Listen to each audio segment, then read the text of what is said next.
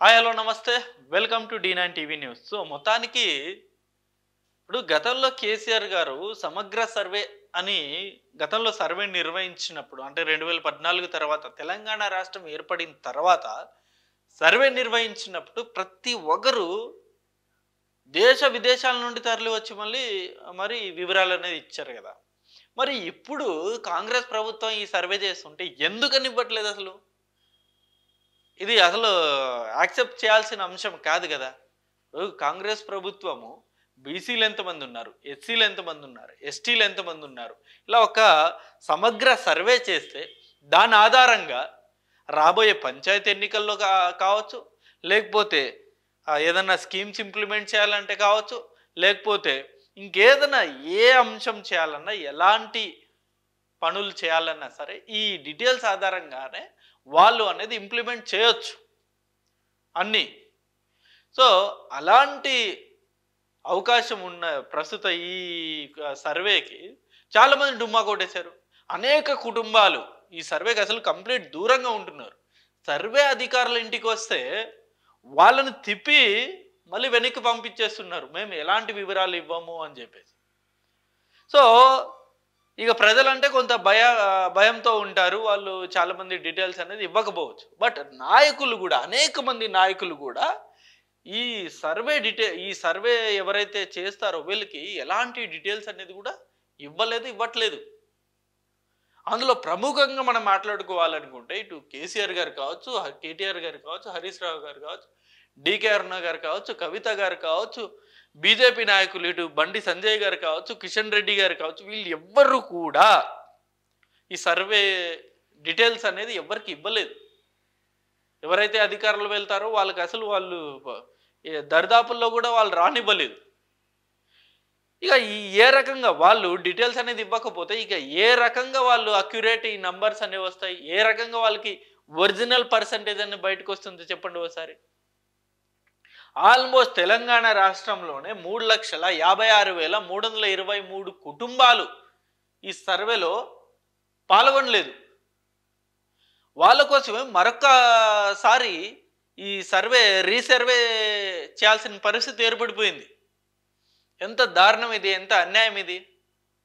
ఇప్పుడు గతంలో ఏమో కేసీఆర్ గారు నిర్వహించినప్పుడు దేశ విదేశాల నుండి వచ్చి వివరాలు ఇచ్చిన వాళ్ళు ఇప్పుడు ఇంటి వద్దకే అధికారులు వచ్చి మీ వివరాలు చెప్పండి అంటే ఏ ఒక్కరు కూడా సహకరించట్లేదు.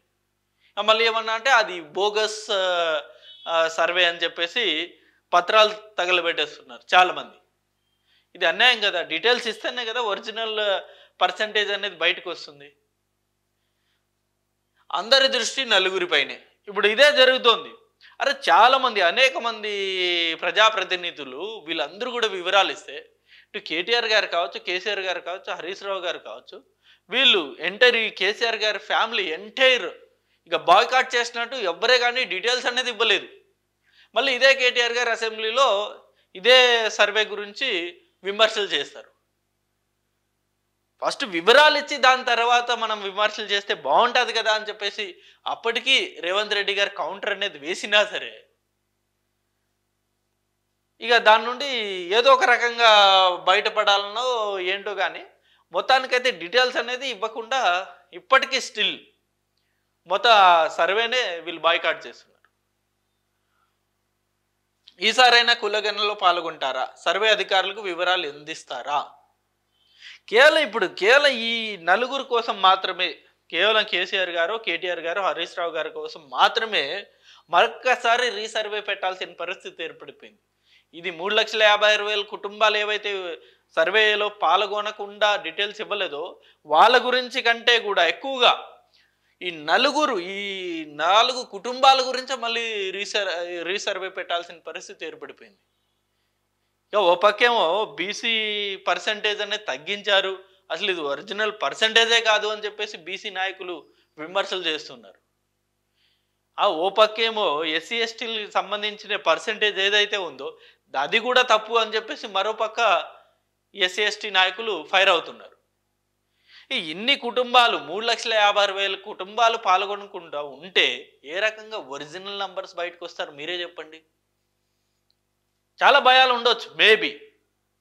ఏది పెన్షన్ తీసేస్తారనో, ఇందిరమ్మ ఇల్లు రాదనో, ఇక రకరకాల భయాలనేవి ఉండొచ్చు. రైతు భరోసా రాదనో, ఇలా రకరకాల భయాలు ఉండొచ్చు. కానీ అవి ఏవి కూడా ఈ సర్వే డీటెయిల్స్ ఇవ్వడం వల్ల ఆగిపోవు అని చెప్పేసి ఇప్పటికీ అనేక మంది మంత్రులు ఆల్రెడీ చెప్పడం జరిగింది.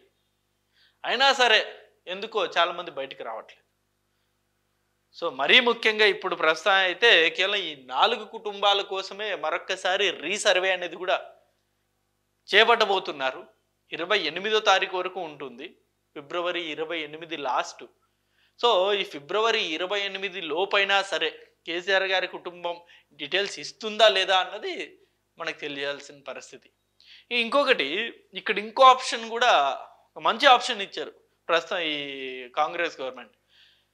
ఇప్పుడు జనరల్గా ఈ సర్వే అధికారులు ఇంటికి వెళ్ళి ఆ డీటెయిల్స్ అనేది తీసుకుంటారు కదా, అది చాలామందికి ఇప్పుడు నచ్చట్లే. సో వాళ్ళ కోసం వాళ్ళే స్వతహాగా వెబ్సైట్లోకి వెళ్ళి వాళ్ళ డీటెయిల్స్ అనేది కూడా నమోదు చేసుకోవచ్చు. ఆప్షన్ కూడా తీసుకొచ్చారు ఇప్పుడు ప్రస్తుతం. ఎవరైతే ఈ ఇంటికి వస్తే ఈ డీటెయిల్స్ తీసుకుంటే వాళ్ళు నామోసిగా ఫీల్ అవుతారో, లేకపోతే భయభ్రాంతులకు గురవుతారో వాళ్ళ కోసం వెబ్సైట్లో ఈజీగా డీటెయిల్స్ ఎంటర్ చేసే ఆప్షన్ కూడా తీసుకొచ్చారు. కేవలం దాంట్లోనే కాదు, ఈవెన్ టోల్ ఫ్రీ నంబర్ కూడా ఒకటి కేటాయించారు. 040-211-11111. ఈ నంబర్కి ఫోన్ చేసి కూడా మీ వివరాలు అనేది తెలుపొచ్చు. సో ప్రస్తుతం కాంగ్రెస్ ప్రభుత్వం అయితే ఎలాగైనా సరే 100కి 100% సర్వే నిర్వహించి అక్యురేట్ నంబర్స్ మేము ప్రజలకు చెప్పాలి అని చెప్పేసి ఒక సంకల్పంతో ముందుకెళ్తుంది. సో ఆల్రెడీ ఒక బ్రేక్ అనేది పడింది మధ్యలో. సో ఆ బ్రేక్ తర్వాత మళ్ళీ రీసర్వే అనేది మొదలెట్టారు. మరి ఈ రీసర్వేలో అన్న నిజంగా 100% నంబర్స్ అనేవి బయటకు వస్తాయా లేదా అనేది చూడాలి. మిగతా చోట్ల పలువురు లీడర్లకు కూడా వివరాలు ఇవ్వలే. ఈ నెల 28 వరకు మరోమారు ప్రత్యేకంగా సర్వే. 42% రిజర్వేషన్ల కోసం కట్టుబడి ఉన్నాము. కామారెడ్డి డిక్లరేషన్ అమలు చేస్తామన్న మంత్రి పొన్నం. ఇప్పుడు ఈ సర్వే అనేది ఒరిజినల్గా మనకు బయటకు వచ్చిన తర్వాత అప్పుడు మాత్రమే కదా నంబర్స్ అనేవి ఒరిజినల్ నంబర్స్ బయటకు వస్తాయి. ఆ ఒరిజినల్ నంబర్స్ బయటకు వచ్చిన తర్వాత ఈ 42% ఏదైతే గతంలో కామారెడ్డి డిక్లరేషన్లో కాంగ్రెస్ పార్టీ హామీ ఇచ్చిందో హామీని ఎట్టి పరిస్థితుల్లో మేము అమలు చేస్తామని చెప్పేసి వాళ్ళు చెప్పడం జరుగుతుంది. రాబోయే పంచాయతీ ఎన్నికల్లో 42% స్థానాలు బీసీలకు కేటాయిస్తామని చెప్పేసి ఆల్రెడీ రేవంత్ రెడ్డి గారే అసెంబ్లీలో చెప్పారు. సో దీని మీద ఆల్రెడీ ఇతర పార్టీలకు కూడా ఛాలెంజ్ విసిరారు ఆయన. ఇటు బీఆర్ఎస్ కావచ్చు, బీజేపీ కావచ్చు, మీరు ఈ ఛాలెంజ్ని స్వీకరించే దమ్ముందా అని చెప్పేసి. అంటే మీ పార్టీ కూడా 42% బీసీలకు సీట్లు కేటాయిస్తుందా పంచాయతీ ఎన్నికల్లో కావచ్చు, జిహెచ్ఎంసీ ఎన్నికల్లో కావచ్చు అని చెప్పేసి ఆల్రెడీ సవాల్ విసిరారు. సో మరి చూద్దాం, ఈ కులగణన అంశం అనేది కూడా ఓ రకంగా కాంగ్రెస్ పార్టీని చాలా ఇబ్బందికర పరిస్థితులకి నెట్టేస్తుంది. దీని నుండి ఇక 100% సర్వే తీసుకురావాలని చెప్పేసి కాంగ్రెస్ నాయకులు, రేవంత్ రెడ్డి గారు వీళ్ళు శతవిధాల ప్రయత్నాలు చేస్తున్నారు. బట్ అపోజిషన్ లీడర్స్ మాత్రం డీటెయిల్స్ అనేది ఇవ్వట్లేదు. మరి చూద్దాం ఏం జరుగుతుందో. ఇది వీడియో అంటే ఈ అంశం మీద మీ అభిప్రాయాన్ని కూడా కింద కామెంట్ రూపంలో తెలియజేయండి. Thank you for watching this video. Thank you.